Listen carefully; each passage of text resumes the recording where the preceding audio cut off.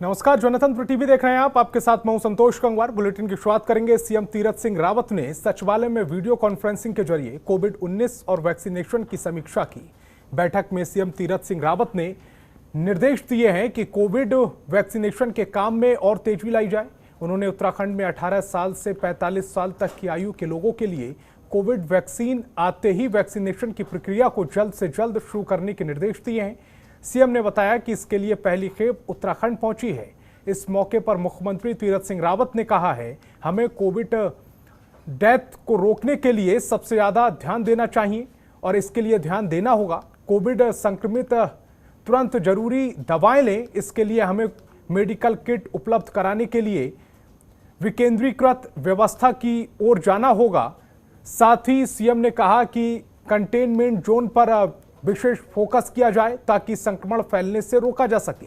मुख्यमंत्री ने निर्देश दिए हैं कि सेना के रिटायर्ड कर्मियों की भी मदद कोरोना के खिलाफ इस जंग में ली जाए।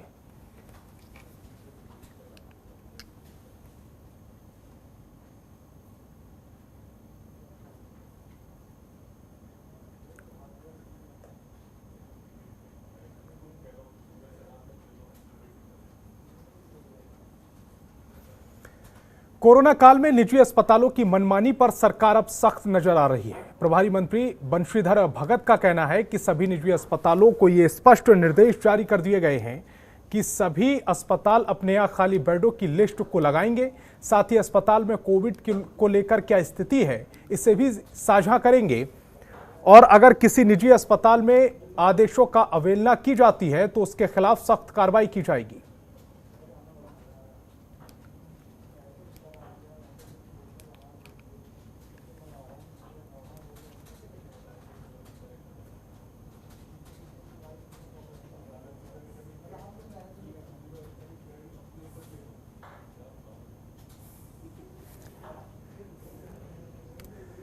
तो निजी अस्पतालों की मनमानी पर कैबिनेट मंत्री ने साफ कह दिया है कि खाली बेडों की अस्पताल लिस्ट जारी करें, कोविड स्थिति के बारे में भी जानकारी साझा करें। निजी अस्पतालों की मनमानी अब नहीं चलेगी, इसके लिए कैबिनेट मंत्री ने यह निर्देश जारी किए हैं।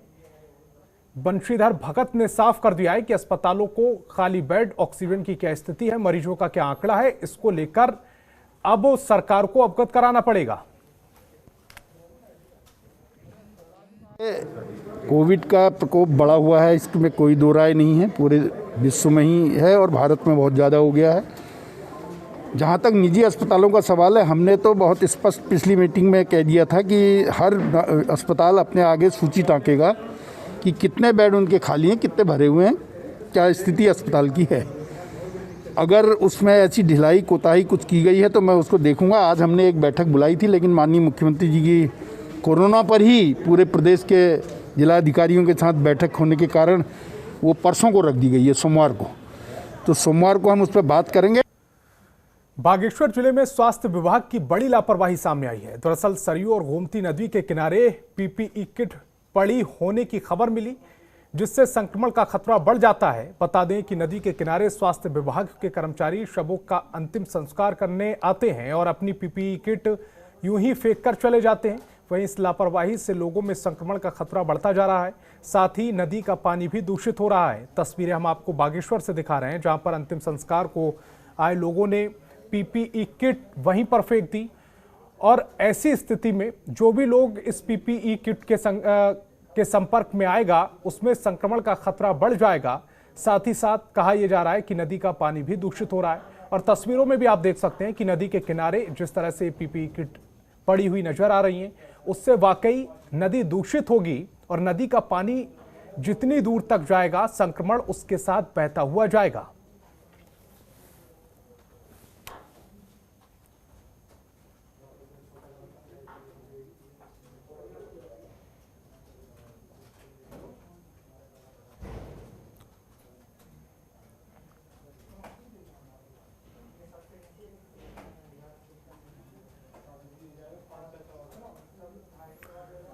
उत्तराखंड में कैशलेस उपचार न करने वाले अस्पतालों पर राज्य सरकार ने शिकंजा कसना शुरू कर दिया है। देहरादून के Arihant advance surgery and facility centre की स्वास्थ्य विभाग ने जारी कर दी है। नोटिस में कैशलेस उपचार न देने पर उपचार के खिलाफ अस्पताल के खिलाफ अनुशासनात्मक कार्रवाई की चेतावनी दी गई है। दरअसल सरकार ने सूचीबद्ध अस्पतालों को कोरोना मरीजों का निःशुल्क उपचार करने के निर्देश दिए हैं। तो अब कैशलेस उपचार नहीं हुआ तो सरकार कार्रवाई करेगी। इसको लेकर एक फरमान जारी कर दिया गया है। साथ ही साफ तौर पर कह दिया गया है, कुछ जो लिस्ट सरकार की तरफ से जारी की गई है, अगर उन अस्पतालों में कैशलेस उपचार नहीं होता है तो कार्रवाई की जाएगी।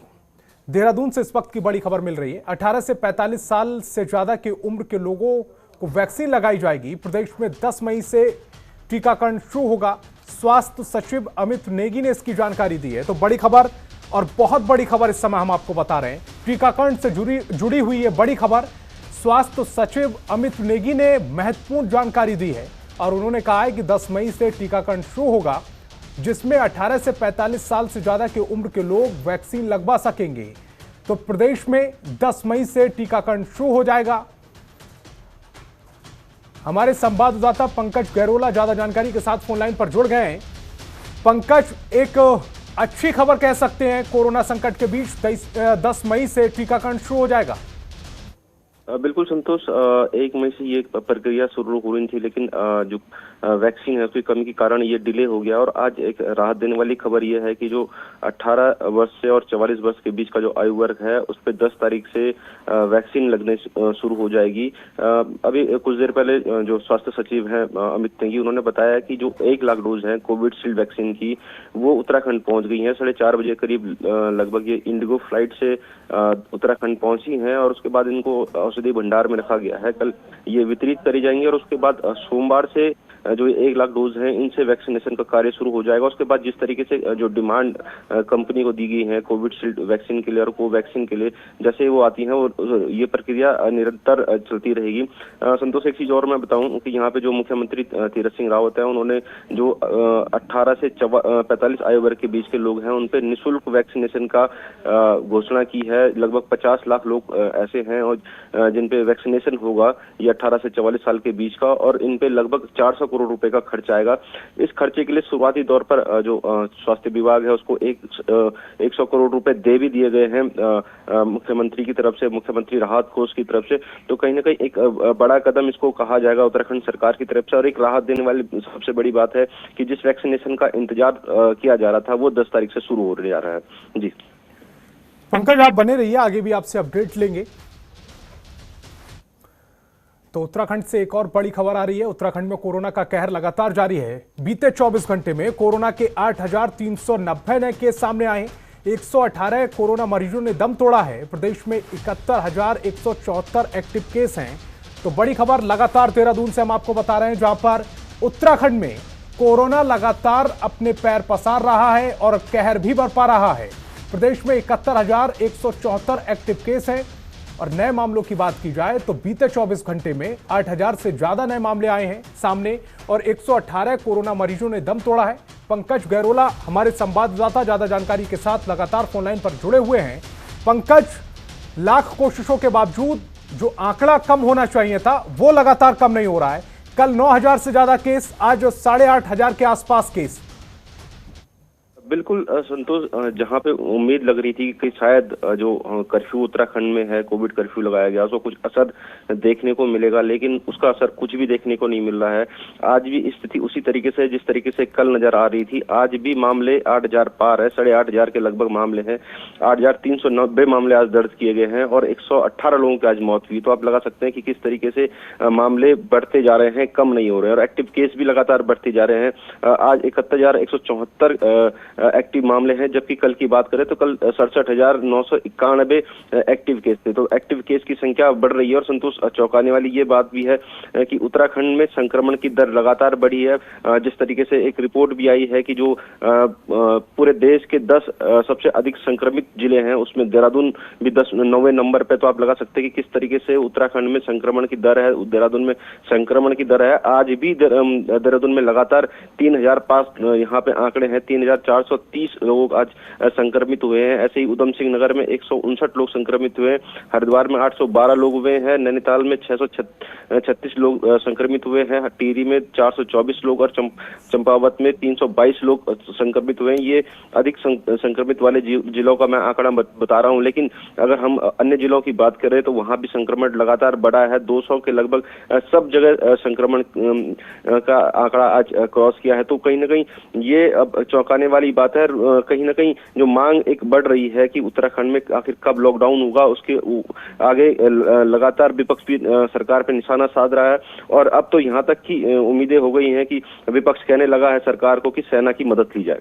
जी पंकज, लगातार हम भी खबरें दिखा रहे हैं, आप भी खबरें भेज रहे हैं कि लगातार विपक्ष जो है वो लॉकडाउन की मांग कर रहा है, लेकिन हालांकि अभी सरकार के मन में क्या है, मंशा क्या है, ये मालूम नहीं पड़ रहा। पंकज, आप जुड़े हमारे साथ, तमाम जानकारी आपने शेयर की, इसके लिए बहुत बहुत शुक्रिया।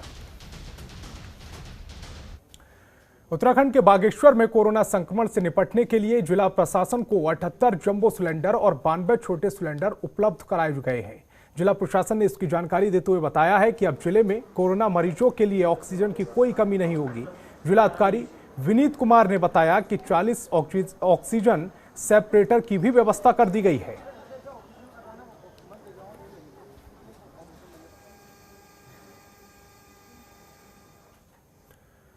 बागेश्वर जिले में बैंकों के काम का समय बदल दिया गया है। अब नए आदेश के अनुसार जिले में संचालित सभी बैंक सुबह 9 बजे से दोपहर 1 बजे तक सेवा देती रहेंगी। आपको बता दें कि 12 बजे कर्फ्यू लगने के कारण बैंकों में लोगों की आवाजाही अचानक बढ़ गई थी, जिस वजह से बैंक में कोरोना नियमों का पालन नहीं हो पा रहा था, जिसे देखते हुए जिला प्रशासन ने आदेश जारी करते हुए बैंकों को अपने निर्धारित समय से 1 घंटा पहले कामकाज शुरू करने के आदेश दिए हैं। तो वहीं अब नए नियमों से जनता को राहत मिलेगी। ये मांग आई थी कि जो हमारे कर्फ्यू है वो 12 बजे तक लगा रहता है, तो हमारे जो बैंक्स है उसको भी थोड़ा जल्दी खोला जाए। तो उसको ध्यान में रखते हुए एक कल आदेश जो है वो बैंकर्स के माध्यम से ही हुआ है, जिसमें उन्होंने 10 बजे की जगह 9 बजे अब जो है हमारे बैंक्स खुलेंगे और 1 बजे तक जो है वो रन करेंगे। उत्तराखंड में साइबर ठगी के मामले लगातार बढ़ते जा रहे हैं, जिसको रोकने के लिए पुलिस जुटी हुई है, लेकिन शातिर साइबर ठगों ने पुलिस को भी और पुलिस के अधिकारियों को भी अपने निशाने पर ले लिया है। ताजा मामला लालकुआ के 2 पुलिस अधिकारियों के सामने आया है, जिसमें साइबर ठगों ने लालकुआ पुलिस क्षेत्राधिकारी का चार्ज संभाल रहे भूपेंद्र सिंह धोनी को निशाना बनाया है। उनकी फर्जी फेसबुक आईडी बनाकर पैसों की डिमांड की गई, जिसके लिए अधिकारी ने अपने फेसबुक पर पोस्ट कर साइबर ठगों को सचेत रहने की अपील की है। यही नहीं, ठगों ने हल्दूचौड़ चौकी इंचार्ज अजेंद्र प्रसाद को अपने निशाने पर लिया है और उनकी भी फर्जी फेसबुक आईडी बनाकर पैसों की डिमांड की है, जिसकी गंभीरता को देखते हुए एसपी क्राइम देवेंद्र पिंचा ने कहा है कि मामला दर्ज कर लिया गया है, जल्द ही दोषियों के खिलाफ गिरफ्तारी भी की जाएगी। तो सबसे जो मुख्य जो हमने क्राइम को जो चूज़ किया वो साइबर क्राइम ही है, क्योंकि साइबर क्राइम ऐसा क्राइम जिसकी रिपोर्ट एक तो कम होती है, साथ ही साथ में व्यक्ति ना चाहते भी कई बार ठगा जाता है, तो अलर्ट रहते हुए। इसलिए इसमें सबसे ज़्यादा ज़रूरी है कि आपको अलर्ट नहीं बल्कि एक्स्ट्रा अलर्ट रहना। आपको अनावश्यक रूप से अगर कोई पैसा मांग रहा है या अनावश्यक रूप से कोई आपको लालच दे रहा है, तो आपको दोनों समय पर अलर्ट रहना होगा। साथ ही साथ में अगर कोई आपके साथ घटना हो जाती है ऐसी कोई, तो तत्काल पुलिस को दे, क्योंकि अगर आप 48 आवर्स के अंदर में अगर पुलिस को इन्फॉर्मेशन आती है तो हमारी साइबर सेल, हमारी जो साइबर टीम लगी है वो पैसा को रुकवा सकती है, पैसे को वापस कर सकती है, उसके बाद में एफआईआर पंजी करके उनको पकड़ा भी जा सकता है। उत्तराखंड सरकार के शिक्षा मंत्री अरविंद पांडे ने कहा है कि कोई विद्यालय ऑनलाइन शिक्षा के नाम पर गलत तरीके से फीस लेता पाया गया तो उसके खिलाफ सख्त कार्रवाई की जाएगी। आपको बता दें कि कोरोना काल के दौरान प्राइवेट स्कूल संचालक अभिभावकों से जबरन फीस लेने के मामले में हाईकोर्ट में सुनवाई हुई और सुनवाई में कोर्ट ने आदेश देते हुए कहा कि ऑनलाइन शिक्षा के नाम पर गलत तरीके से फीस नहीं ली जाएगी, जिसे लेकर शिक्षा मंत्री अरविंद पांडे ने कोर्ट के आदेशों के बारे में जानकारी दी। हाई कोर्ट का आदेश है, उसका 100% पालन किया जाएगा और जो आदेश है उसी के सापेक्ष शासनादेश भी है कि जो लोग ऑनलाइन, जैसे लॉकडाउन के दौरान, स्कूल बंद होने के दौरान, जो लोग अपने बच्चों को, जो संस्थाएं, जो स्कूल ऑनलाइन एजुकेशन दे रहे हैं, उसकी मात्र का ट्यूशन फीस ले सकते हैं। इसके अतिरिक्त कोई भी कोई फीस देगा, मैं आपसे बोल रहा हूँ कि आपके माध्यम से या किसी माध्यम से किसी स्कूल की शिकायत होगी तो निश्चित ही उसके खिलाफ कार्रवाई की जाएगी। पौड़ी जिले के प्रत्येक गांव में हर परिवार को अब कोरोना से बचाव के लिए आवश्यक दवाइयों की किट उपलब्ध कराई जा रही है। पौड़ी पहुंचे प्रदेश के उच्च शिक्षा राज्य मंत्री डॉक्टर धन सिंह रावत ने बताया कि कोरोना संक्रमण को रोकने के लिए उनकी सरकार हर संभव प्रयास कर रही है। उन्होंने जानकारी देते हुए बताया कि पौड़ी जिले को 100 ऑक्सीजन कंसंट्रेटर उपलब्ध कराए जा रहे हैं। साथ ही सभी अस्पताल में जरूरी सुविधाएं और दवाइयां भी उपलब्ध कराई जा रही हैं। धन सिंह रावत ने बताया कि उन्होंने अपने विधानसभा क्षेत्र के 19 अस्पतालों का दौरा किया है। उन अस्पतालों में जरूरी कार्यों के लिए 57 लाख की धनराशि अपनी विधायक निधि से दी है, जिससे कि इस आपदा की घड़ी में लोगों तक जरूरी सुविधाएं पहुंच सकें। उच्च शिक्षा राज्य मंत्री रावत ने सभी प्रदेशवासियों से अपील की है कि कोरोना संक्रमण को रोकने के लिए हर व्यक्ति को अपनी भूमिका निभानी होगी, तभी हम इस लड़ाई को जीत सकेंगे। निर्णय लिए हैं, एक तो पूरे पौड़ी जिले के लिए 100 ऑक्सीजन कंसंट्रेटर खरीद रहे हैं हम आपदा से। एक हम जो प्रत्येक गांव को, प्रत्येक परिवार को जो है एक दवाई की किट बना के दे रहे हैं। खबरों के निष्पक्ष विश्लेषण के लिए सब्सक्राइब करें Jantantra TV and press the bell icon. Never miss any update.